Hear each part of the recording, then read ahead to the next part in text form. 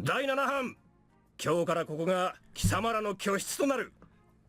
Hello everyone and welcome back to more of the Labyrinth of Grisaia. In the last episode, Yuuji here went to the States to learn how to do Asaka's job because he was very adamant about wanting to do what she does.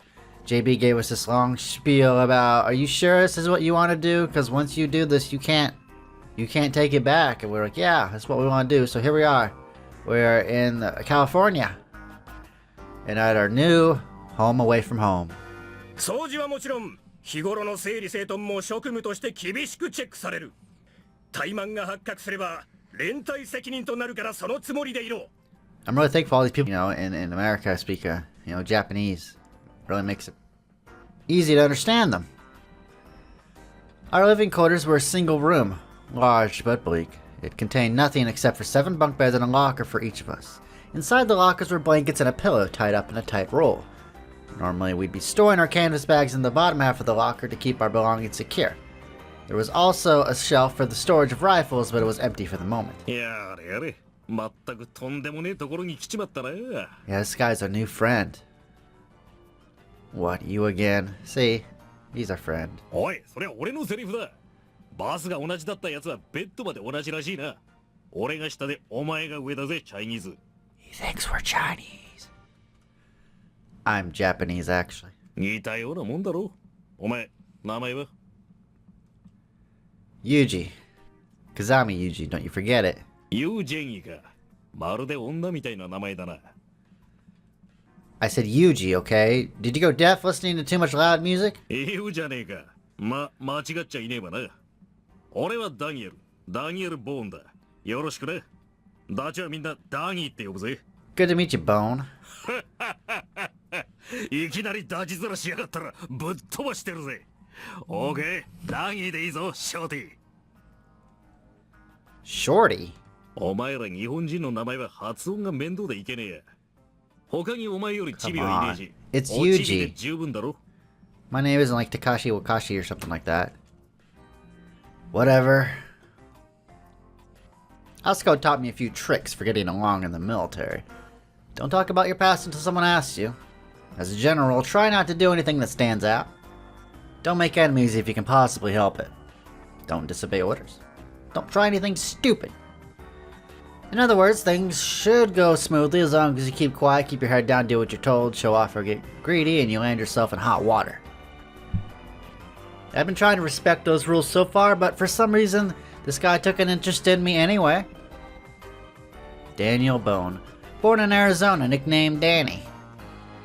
Guy was pretty much the personification of US-style juvenile crime. Stole a car at 13, robbed a convenience store at 15, landed himself in prison, got paroled at 17.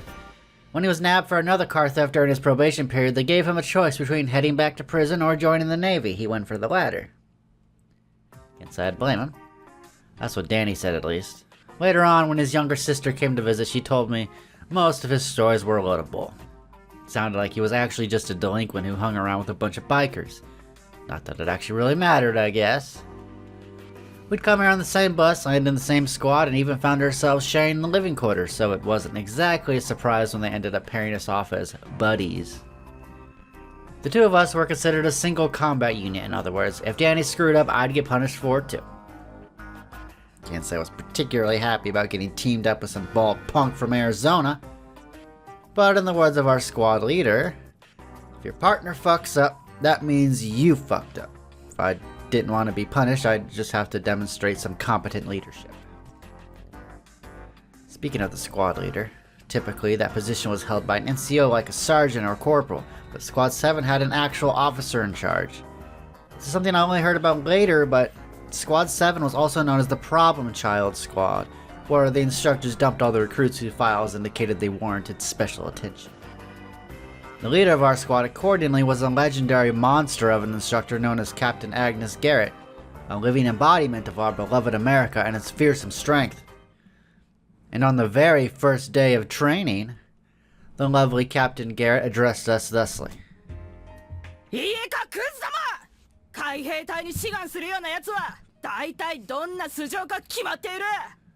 Oh, it's a woman. Okay. 農家の次男か三男坊で体は丈夫だが頭は空っぽ何をやらせてもどんくさいロバかラクダのような間抜けばかりだ Yuji's not gonna sleep with her too, is he? 俺は違うというやつは手を挙げろおいそこの貴様お前は私の見解に不満がありそうだな貴様はアイダホの芋野郎じゃないのかだったらお前は家でテレビゲームばかりやってるクソなのか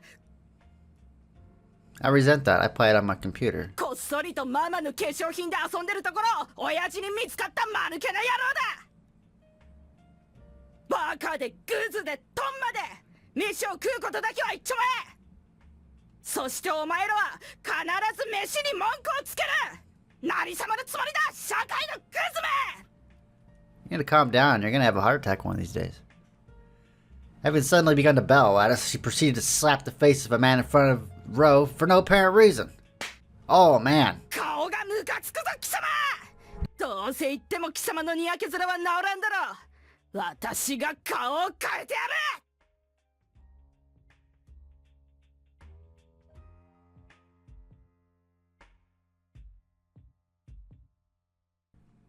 It was completely insane.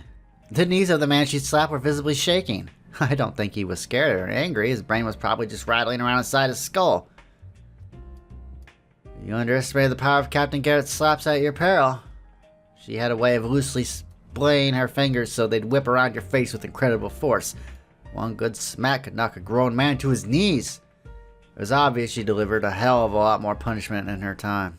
形跡番号 I9029 番 Yes, ma'am. Surprised to hear my own ID number called out. I reflexively straightened my posture as I responded.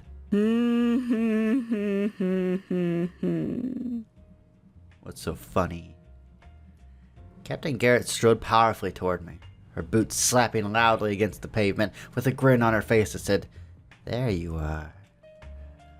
Her laughter struck me as more than a little sinister, but it was also an unmistakably cheerful sound. Didn't quite know what to make of it. そうか貴様が9029朝子草壁の弟子だな Oh, you know each other? Yes, ma'am. 嬉しいぞ私は貴様の師匠と同期だあの女には散々世話になったからな You're gonna go harder on me now, aren't you? よし歓迎してやる Uh-huh. 歯を食い I し knew ば it. れ I knew it. Yes, ma'am. Ow! That hurt. And as I responded, her hand hit my left cheek. The world went dark. Stars burst violently against the blackness.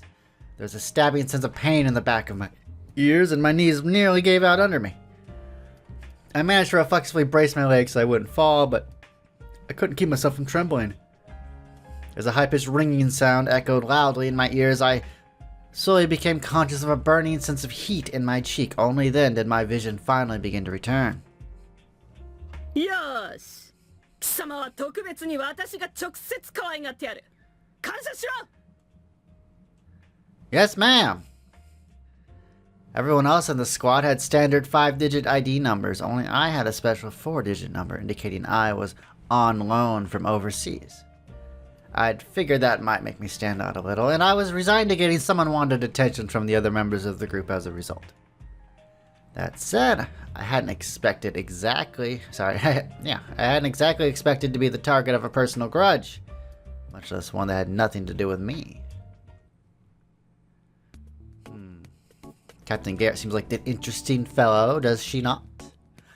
After that first day, Captain Garrett took every possible chance to make my life miserable.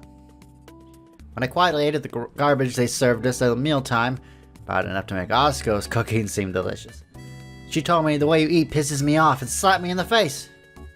When she decided I'd taken too long in the bathroom or the shower, she slapped me in the face.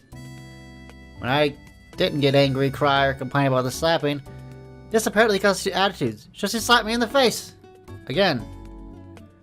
All that slapping might have started to hurt her hand a little. At one point, she actually smacked me in the face with the bottom of a leather shoe.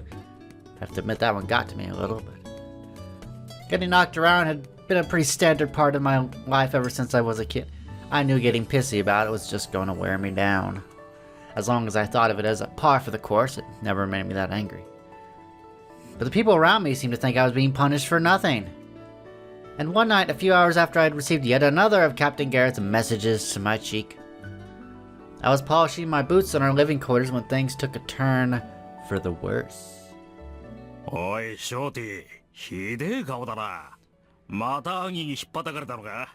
今度は何をやった？ Apparently I existed in her field of vision. She didn't like the way I was mopping the barracks, I guess. Not like she really needs a reason, right? たまらんよな、あの女。何かといえば俺らをクズだのクソだろとこき下ろしやがって。You're new to the military, aren't you? 偉そうに言ってるが、タイだってクソ女じゃねえか。知ってるか、あの女。毎朝格好つけるだけのために読めもしないフランス語の新聞を読んでるふりをしてるらしいぜ。Ah, sacre bleu. Well, people who brag about reading stuff usually don't tend to be that smart. だろ？あんなお金女、絶対誰も嫁にもらわねえだろうな。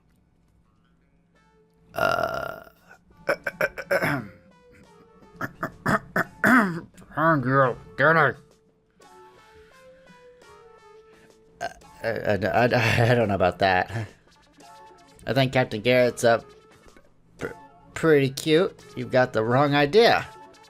Try not to be too hard on her, okay? Seriously, man. うわ、マジかよ。あんだけボコられて可愛いとか信じらんねえ。お前上にドがつくマゾか、それともボコられすぎたのか。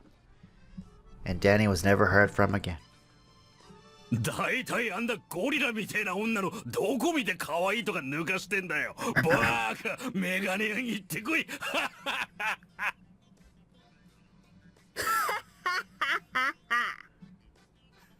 That laugh, oh man. おい、嘘。マジか。Hey man, I tried to tell you. Hello, Captain Garrett. Here to inspect our quarters? Hmm? Okay. With a forceful nod, Captain Garrett strode between the rows of bunk beds which lined the walls of our room, and proceeded to inspect whether it was clean and how neatly our belongings were put away. Generally speaking, she didn't find much to complain about on these visits unless she was in a spectacularly foul mood. Kinda like right now, for instance. Her timing tonight was pretty much the worst. Daniel.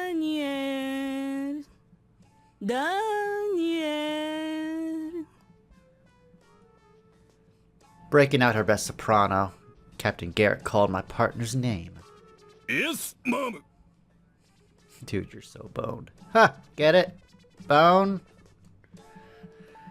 Danny waited at attention for instructions, cold sweat pouring down his body. His backbone trembled so badly as he replied that I was slightly concerned he might piss himself. おいダニー、おめちっとつらかせよ。ろくに女も知らねえ小僧に私って女を嫌ってほど教えてやろう。お前、骨は丈夫な方か？ Yes, Mom. よし、じゃあその丈夫な骨とやらが見えるまでケツをぶん殴ってやれ。来い。 No, I'm pretty sure in the real army they can't actually, like, the drill sergeants and stuff can't actually hit the people. They can't, like, physically touch them. But this, they don't care here. 嘘だろ。待ってくれ、トイ。聞いてくれ。なんだ？言ってみろ。シャレであります。喧嘩売ってんのか？いいから来い。うわー、ショーティー、助けろ。バディだろ。 Did you hear something? Forgive me, Danny. I did not want it to end this way. As I said a silent prayer for my unfortunate comrade, Captain Garrett glanced over at me and pulled her bright red lips into a wicked smile. 何を言っている？もちろん風見も一緒だ。相方なんだろ？ What? Oh, fine. 返事はどうした？ Yes, ma'am. 両腕を前に出し、足を肩幅に開け。気合を入れてやる。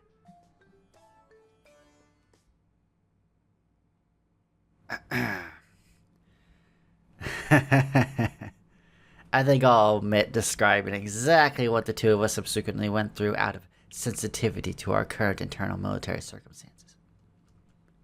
It's not like she visited a genuine, unspeakable violence on us. If I had to provide a simple explanation, I guess I'd say that Danny and I ended up lying face down in bed that particular night. Nothing out of the ordinary. Whew. When the instructors finished inspecting our rooms, there was a period before lights out that was informally tolerated as leisure time. Some people went to sleep right away to rest up for the coming day, some patched up their clothing, some headed for the smoking areas with cigarettes in hand, and others sat around thumbing through car catalogs, talking about their simple dreams with their buddies. Well, there was plenty of variety. Among all this, you'd often see one or two guys writing letters to their families. We were technically permitted to make personal telephone calls, but the only phone available was conveniently located in the officer's room. Of course, that meant the squad leaders would overhear every word of your conversation, and they tended to subject you to aggressive questioning afterwards. Writing letters was the better alternative. Comparatively speaking, the contents weren't inspected, of course, but for the most part, they didn't bother censoring them. Supposedly, a few people even got out messages to their girlfriends by pretending to write about their pet dogs. Lying in bed with my aching ass turned towards the ceiling, I watched a few guys scribbling away out of the corner of my eye and decided to follow their example. The next day... Oh, you know what? I'm going to leave this off here, guys. And I'll see you in the next episode, where I'm sure we'll get more of lovely Captain Garrett and her deviously wicked ways. So, take it easy, guys, and have a good day.